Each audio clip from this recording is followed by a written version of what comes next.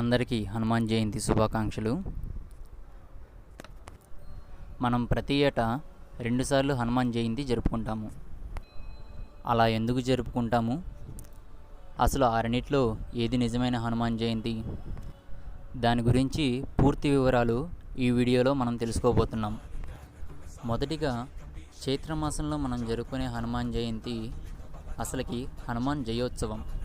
సీతమ్మ వారిని వెతుకుతూ లంకని చేరిన హనుమంతుడు చైత్రమాసం చిత్రా నక్షత్రం పౌర్ణమి నాడు ఆ అశోకవనంలో సీతమ్మ వారిని చూశాడు. ఎంతో ఆనందించి అమ్మవారిని కలుసుకొని తన రాకగల కారణాన్ని వివరించాడు. ఆ తర్వాత తనని అడ్డుకోవడానికి ప్రయత్నించిన ఎంతోమంది రాక్షసుల్ని సంహరించాడు. చివరగా ఇంద్రజిత్తు వచ్చి బ్రహ్మాస్త్రం వేసి హనుమంతుల వారిని బంధించాడు.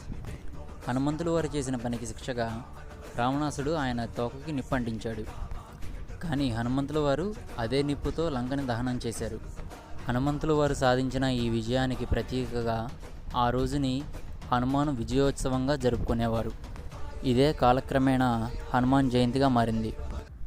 ఇక మనం రెండోసారి చేసుకునే హనుమాన్ జయంతి వైశాఖ మాసం బహుళపక్షంలో వచ్చే దశమి నాడు పూర్వభాద్ర నక్షత్రం నందు చేసుకుంటాము.